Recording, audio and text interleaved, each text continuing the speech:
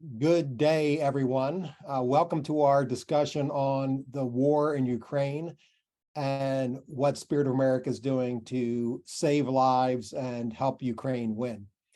I am Jim Hake. I'm the founder and CEO at Spirit of America, and I want to thank all of the supporters, members of our board of directors and advisory board who are with us today. Deeply appreciate your support, and we are proud to represent you in the work that we do.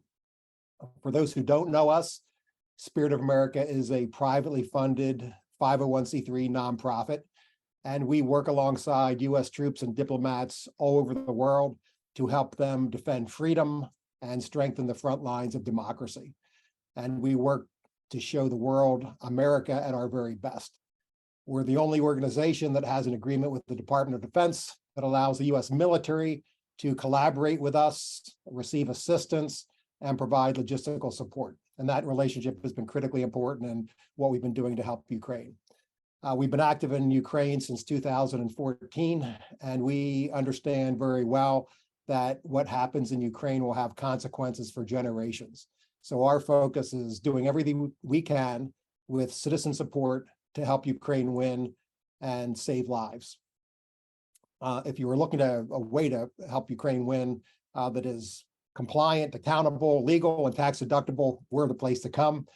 And in today's session, we're going to be hearing from two of the members of our distinguished field team. A housekeeping note: if you have any questions, please submit them via the Q&A button on your Zoom toolbar, and I'll moderate those questions. And what we'll be able to do is follow up with you after today. If we don't get to your question, members of our team will be able to respond back to you. So please ask away. If we don't get to everything today, we will get back to you.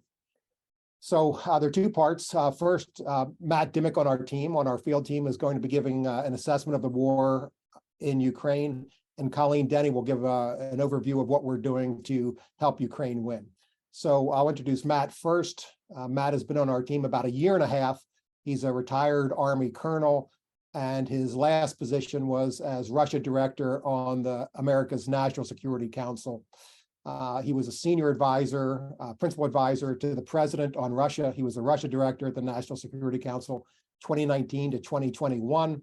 And what that meant was he advised the president in the White House, representing inputs from the Department of Defense, Department of State, and other U.S. agencies to give the best advice to the president that he could on the subject of Russia. So Matt's uniquely qualified to be able to give a good assessment of the war today. And we're lucky to have him as a part of our team as a regional program manager who's been focused on Ukraine since he joined us last April. And then Matt will hand it over to Colleen. Colleen is our regional director for Europe, has been with us more than 4 or 5 years now. She is a retired Coast Guard captain and has been distinguished in her service for us in needs and issues around Europe in that time she's been with us. So we're extremely lucky at Spirit of America to have them as part of our team, and I'm glad to be able to share what they have to say with you all today. Again, if you have a question, the Q&A button on your Zoom toolbar. And with that, Matt, over to you, please. Thanks, Jim. I just want to take a few minutes to kind of set the stage about what we're seeing in Ukraine as we talk with our U.S. partners, our Ukrainian colleagues, and where we're at in this stage of the war. And I think, first of all, it's fair to say that counteroffensive is going slower than anticipated, although the Ukrainians are telling us that they're continuing to emphasize that they're still on track. They're taking ground along 3 axes of advance across this vast front line that stretches about 600 miles. And we've seen the reports of Ukrainians in the north around Bakhmut retaking lots of territory that the Russians claimed over the past wintertime. There's a middle axis down between Zaporizhia and Donetsk, headed for Berdyansk, and then there's a third axis which is looks like it's headed for Melitopol. And those 2 axes in the south are the headed directly for the Black Sea. And if the Ukrainians are able to successfully push those axes to the furthest extent, they're going to effectively cut the Russian military in half. They're going to isolate a good chunk of the Russian military that stretches from Crimea all the way to Donetsk, and it's going to put the Russians in a huge bind. They've got a long ways to go before they get there, but that looks like how things are shaping up. The Russian or Ukrainians are pushing across a broad front, looking to make progress on a number of different areas with the intent of dividing up the Russians and then dealing with them piecemeal in the effort to reclaim all of their sovereign territory. Now, there's a number of reasons for why the Ukrainians are not proceeding as quickly as they wanted to. First of all, there's just an extraordinary number of mines and depth of Russian defenses that the Russians have put into place over the past 6 to 9 months. And these are formidable defenses. And the Russians are doing a fairly effective job of coordinated defense and putting all of those pieces together. And it's a huge tactical and operational problem for any army to overcome. And the other factor that the Ukrainians are having to deal with is they've got shortages of some major pieces of assets, shell shortages for one, just lack of artillery to do all the things that they want to do. So they're rationing artillery, and they're having to go without in some areas and really pick and choose where they put artillery. Also, the Ukrainian army is trying to do something that has never been done before, trying to do a large, extensive combined arms operation with new equipment, with troops that aren't familiar with that type of operation to that type of scale. And they're trying to do it all with a shortage of artillery ammunition, or at least a relative shortage compared to what the Russians bring to the table, and lack of air power. They're finding that the Russians are controlling localized parts of the air and giving them trouble. So the undertaking that the Ukrainians are doing, unprecedented, difficult, challenging, yet they're still able to make some progress. Another factor too of why the Ukrainians are going slowly, they value their manpower and they value the lives of their soldiers. So they're not going to throw soldiers right into the teeth of these defenses just to be lost as cannon fodder, much like the Russians have been doing. So Ukrainians are taking a responsible approach to their offensive, trying to preserve the lives of their soldiers and the equipment, and picking their way through these Russian defenses as best they can. And we just can't overstate the role that these Russian minefields are playing. The stories that we're hearing of the front lines as Ukrainian units come up against these defenses, where mines in some places are every meter or every 2 meters. These are just dense fields that have to be dealt with, and it requires the Ukrainians to stop, dismount, push soldiers forward to clear those minefields and create lanes. And the Russians know exactly where they are. They've got them under observation, and they're throwing artillery in vast amounts on top of those Ukrainian attempts to break through minefields. And the Russians, they also reseed those minefields too, with air, with drones, with artillery. So the Ukrainians just have a hard time trying to break through these minefields. And not saying that it can't be done, but it's meticulous, hard work that just can't be rushed. And Ukrainians are working their way through that problem. But that is really showing up as one of the major factors in why the Ukrainians aren't able to move as quickly as some people think that they should be moving. And I have to say, for those who are disheartened by the slow pace of the Ukrainian offensive so far, it's always good to look back at some historical examples. In the invasion of Normandy, once the Allies reached the beachhead, they also went through a 6 to 8 week period where they were slowly trying to work through German defenses through the hedgerow country. And they progressed all of about 19 miles from the beachheads within 6 to 8 weeks of the D-Day landings. So this is not uncommon territory as far as historical examples of combined arms armies trying to deal with entrenched defenses and looking for those weaknesses and soft spots to finally push through and have a major offensive. But it's also probably smart to take a bigger picture, as focused as we are on what the Ukrainians are doing and the speed and the pace that they're doing at. we oftentimes don't think about what's going on the other side of the line. And in fact, although the Russian lines so far have bent without breaking, there's still many troubling indicators that Russian commanders are having to deal with. First of all, we're seeing dissatisfaction within all levels of the Russian military. The Prigozhin incident in June was just the tip of the iceberg, an indicator of the dissatisfaction that is endemic throughout the entire Russian chain of command, from the senior officers on down. The Russians know this war is being badly led, being badly managed, and being badly resourced, and we're seeing it manifested all throughout the entirety of the Russian military. Also, what you don't see, you don't maybe see sometimes sporadically, is that the Ukrainians are targeting supply depots, logistics command and control points all throughout the depth of the Russian defenses. And those cumulatively over time are going to add up to degrade and weaken the Russian military in ways that we won't see until there's some kind of final collapse that leads to the Ukrainians being able to exploit gaps in those front lines. Also, Russians have to defend that entire 600-mile front, and they don't have the reserves to replace units throughout that front where units are getting tired and worn out. So we've heard cases of Russian units being put on the front lines, going through fierce fighting and not getting replaced by fresh units. And over time, that also will degrade the Russian military on those frontline positions. And we could easily see some of those spots becoming vulnerable to Ukrainian attack and rapid advance. When you think about the Russian personnel that are manning these trenches, these are not the best of the best. Russian personnel in those trenches are poorly trained. They're conscripts who have been pulled into this war for purposes that they don't really understand. So they're poorly motivated. They know they're poorly led. Supplies don't necessarily always come when they should.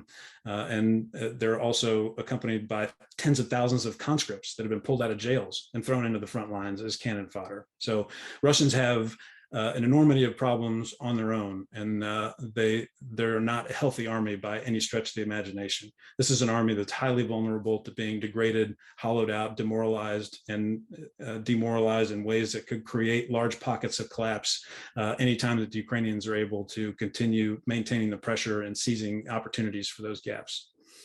So Ukrainians, I think, much better shape. They still possess all the advantages in terms of morale, leadership, equipment, allied support, and the will to fight. And at the end of the day, Ukrainians are fighting for their homes against a Russian army that just lacks that same conviction and motivation. And that in and of itself is an absolutely huge advantage. And I think that's the one thing that fuels the entire country to get behind winning this war.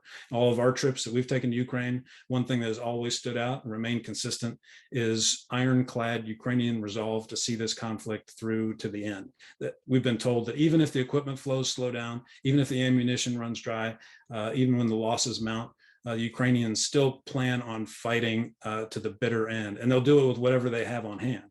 The good news is that Ukrainians aren't being left alone to fight with their bare hands, and they're benefiting from Western armor, artillery, ammunition. All that stuff just outclasses what the Russians have on hand in terms of lethality and force protection. And they're also benefiting from support from us, from Spirit of America, other groups that are out there that are filling some of these essential gaps that our governments are not optimized to provide. And I think we'll go into some more detail about that later on. But we're helping put some essential pieces of non-lethal equipment into the places where it has the highest impact, and the Ukrainians are benefiting from that and the multiplier effect of what that does to help them increase the use of all the other equipment that they're getting. And also, one last thing to mention is the Vilnius summit. Ukraine didn't get all the news that they wanted out of it, but they got one piece of news that I think is important to underscore, and that is that they got promises of long-term support that will last throughout the end of this year and beyond, and promises of support until they finally win. And I think that's something that's very important for the Ukrainians to have in their pockets. They went into this summer offensive with a suspicion that there was fatigue and possibility that Western governments would stop the supply of support if this offensive wasn't successful, or if it wasn't wildly successful. And I think now they have a little bit more breathing room, and they've got some guarantees that are backed by new flows of lethal aid and promises that they're going to get the weapons that they need. And I think that relieves some of the pressure to get immediate gains by working recklessly against Russian defenses and maybe unnecessarily losing lives in the pursuit of a speedy counteroffensive that when they could take a more deliberate and cautious approach to get the job done. So those are some of the things we're seeing as we talk with our Ukrainian partners and our U.S. colleagues. We really think that although the challenges are tough, Ukrainians may not seize all the territory back by the end of this year or well into next year. They still possess all of the edge on many of the tangible and intangible advantages. And we think that the persistent pressure that they put on Russian lines will eventually create cracks, seams, openings that the Ukrainians will be able to use to their benefit. And they'll exploit those openings and pour much of the combat power that they have in reserve into those openings. And we're going to see a much different conflict in the next upcoming stages. So with that, I'll turn it over to Colleen. Thank you, Matt. And we are going to put up a few slides to talk about what Spirit of America has been doing. So just to summarize, we have so far provided over 250 tons and over $32 million worth of non-lethal aid to Ukraine since last February of 2022. So some key points to highlight is over 100 drones, 74 vehicles, refurbished over 137 trucks, and recently we have really increased the amount of communications gear that we have provided. Next slide, please. Last month, Matt and I visited the Security Assistance Group for Ukraine, or the SAGU, which is based in Wiesbaden, Germany. This is where representatives from over 60 nations have gathered to headquarter, and the mission is with allies and partners to coordinate the training and the equipping of the armed forces of Ukraine, and it also helps to increase their situational awareness. So here, when we met with U.S. and coalition partner officials, we ensured the prioritization of needs for the armed forces of Ukraine. We better learned and understood what the U.S. and partners are able to provide and what they cannot provide, and then to better understand how Spirit of America can have outsized impact to fill the needs that the Security Assistance Group cannot meet. So a specific example of when the Security Assistance Group for Ukraine recognized an urgent, impactful need that they couldn't meet, and Spirit of America stepped in. In April of 2023, the Security Assistance Group for Ukraine realized that Ukraine's military communication system was not suitable for a major counteroffensive. They noticed that they needed a fast and adaptable system to provide timely information to Ukrainian commanders at all levels and to ensure efficient tactical operations while protecting more troops' lives. So the existing system, which was born out of Ukrainian battlefield improvisation, couldn't handle the demands of a large counteroffensive spread across vast front lines. And furthermore, the U.S. Tactical Information Coordination Network was incompatible with the Ukrainian system, which caused delays and staleness in transferring critical intelligence. To address this, the Ukrainians, with help from U.S. advisors, devised a solution by converting commercial phones and commercial tablets into an encrypted communication architecture. So this allows for secure email, file sharing, video teleconferencing, and real-time use of intelligence and battlefield management applications, all the while keeping data safe from Russian intelligence. So the Security Assistance Group and the Ukrainian Armed Forces recognized the enormous impacts having this type of network could have. However, the process for the Security Assistance Group to create a contract and purchase the needed phones and tablets would have taken over 6 months, potentially 7 to 12 months. So that's when they reached out to us, and within 2 weeks, Spirit of America provided the needed phones and tablets, and the tactical network became operational. So under the previous system, U.S. troops with tactical intel reports had to physically print out the information, hand it to a Ukrainian officer at the combined headquarters in Ukraine, and then that Ukrainian officer had to manually input it into a system which transferred the intel to Ukrainian headquarters, and then that had to be disseminated down to the appropriate unit commander in the field. So you can see how slow this was and how this would create missed opportunities and, of course, unnecessary losses of equipment and life. But now, with the new tactical network built on the backbone of Spirit of America provided phones and tablets, the information is being shared instantaneously to Ukrainian commanders on the front lines who are making minute-by-minute tactical decisions. So to date, we have provided 375 phones and 68 tablets to support this network for about $400,000. Of note, Spirit of America, our unique relationship with the U.S. military and the need for speed in this situation were the essential elements of this project's successful outcome. No other NGO has the connectivity or authority to engage with U.S. troops on such sensitive, high-value projects. And the transformational nature of this project was singled out to Secretary of Defense Lloyd Austin when he visited the Security Assistance Group for Ukraine in June of 2023. The U.S. Army captain, who was the project lead, told Matt and I haven't seen anything this game-changing in the 9 months I've been here.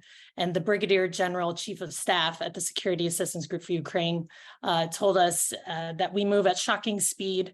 I can't thank you enough for your help. You're the niche, unique org that we need. Next slide, please.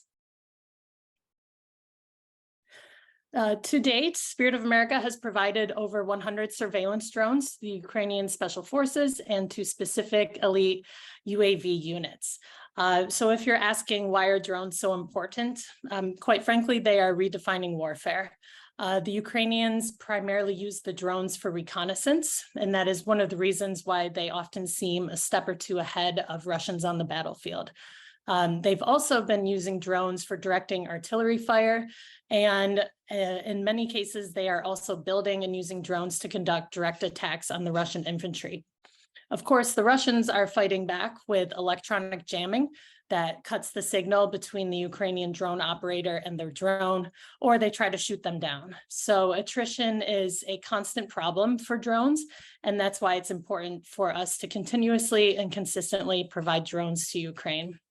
Another use of drones, we just received feedback last week from the Ukrainian Special Forces unit, which is pictured here with a Spirit of America provided drone. Matt and I met this team when they were being trained by U.S. Special Forces in Slovakia. And this unit shared with us how a member of their Special Forces team was recently killed in action during combat operations supporting the counteroffensive. And the cruel circumstances of the fighting made it impossible to immediately recover the soldier from the battlefield. However, at the earliest possible moment, his Ukrainian comrades mounted a mission to bring him back. And the unit faced the very real prospect of losing more soldiers to snipers, to landmines, and to artillery fire by retrieving his body. But nonetheless, we're committed to the task.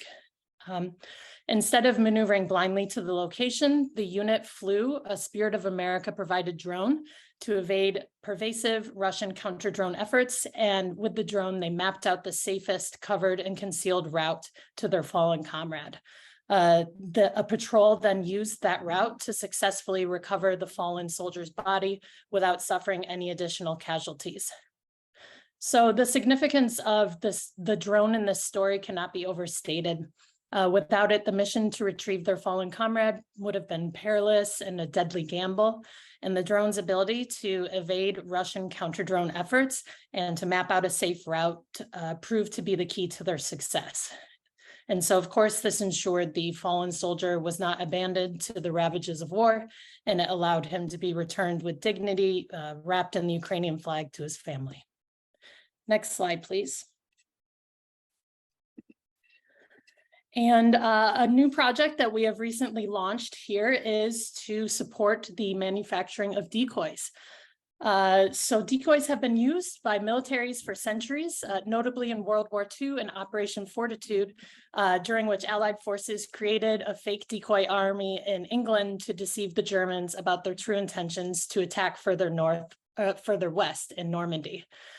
So U.S. and coalition forces confirmed the need to us for decoys to be used in Ukraine.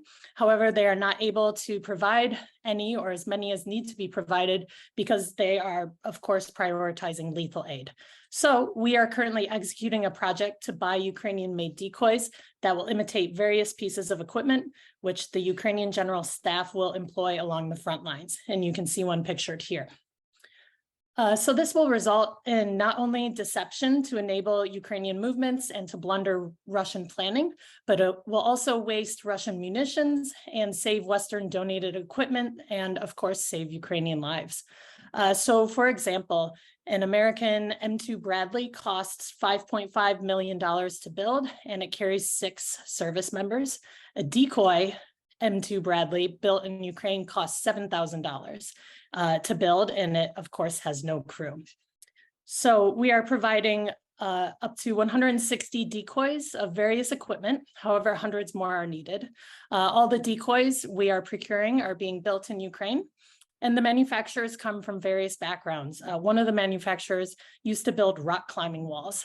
So this not only shows the whole of nation effort in Ukraine, but it's also very important for us to support the Ukrainian economy and employment in as many projects as possible. So I will wrap there and pass back to you, Jim. Thank you, Colleen. Thank you, Matt. We have time for maybe just a couple of questions.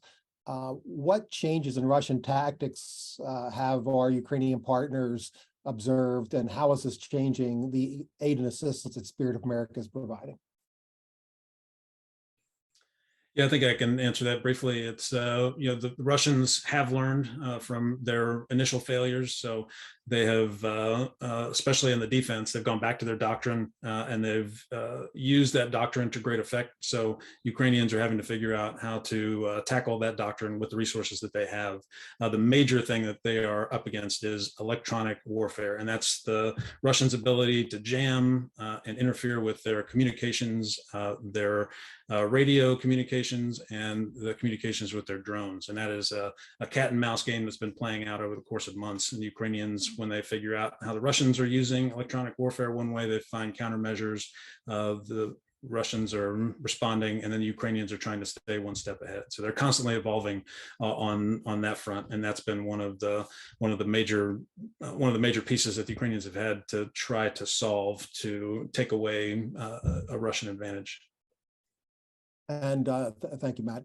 Next question, why is private assistance like Spirit of America's needed? Isn't government already doing everything that's required? The short answer is no. Government is not able to provide everything that is needed. We had many discussions when we were at the Security Assistance Group for Ukraine in Germany about what they are able to provide and versus what they would like to provide. There's 2 different mechanisms that they are providing aid to Ukraine. One is through the presidential drawdown, and the other is through the Ukrainian Security Assistance Initiative. And both of those processes are slow. The fastest they can sometimes move is 2 months, 3 months, and some can take truly over a year to be able to provide the aid or write the contract, buy the aid, and deliver it to Ukraine. So one of the colonels at the Security Assistance Group for Ukraine told us, if I need something urgent, surgical, or precise, our only option is Spirit of America, and we have no way to purchase these needs. So there truly is a gap when it comes to immediate needs, when it comes to equipment that is better procured commercially instead of through government contract. And of course, due to attrition, the equipment needs are constantly churning and constantly coming to the coalition partners, the United States, and to organizations like us. Thank you, Colleen. That's a great answer. And Matt, can I ask you to give your jar and rocks and sand analogy real quickly to pile on what Colleen just said on that question? Yeah, I think what the Ukrainians face is, governments like the United States and other Western countries, they're optimized to provide massive pieces of lethal aid, the big things that launch precision artillery, the armor, all the major pieces of equipment that Ukraine needs to win the war and get after the Russian army. What happens though is that our governments aren't optimized for all of the things that the Ukrainians need. So the Ukrainians are asking Western governments for lethal aid, but there are lots of other pieces and parts that are needed to make that lethal aid work and to work most effectively. So we liken it to US and others are, when you fill up a jar are with rocks. There's still a lot of space left over. And then groups like ours are the pebbles and the sand that you can still pack into that jar to get the most value out of it. But once the big governments put the rocks in, they're not able to fill that jar up any further. And groups like ours can come in and fill those gaps to great effectiveness. Thank you.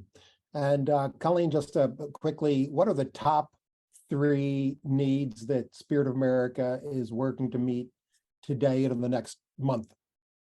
Sure. Top needs, which we're getting from Ukrainians, but also confirmed by U.S. forces and U.S. Special Forces, are drones, it is communication gear, and it is vehicles. Great.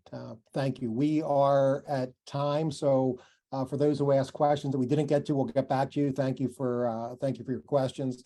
Thanks everyone for joining us. And again, if you are looking for a way to help Ukraine win and to save lives in Ukraine, please talk to us. And we'd love to have you as part of our team to do just those things. Thanks for joining us today. Have a great rest of the day.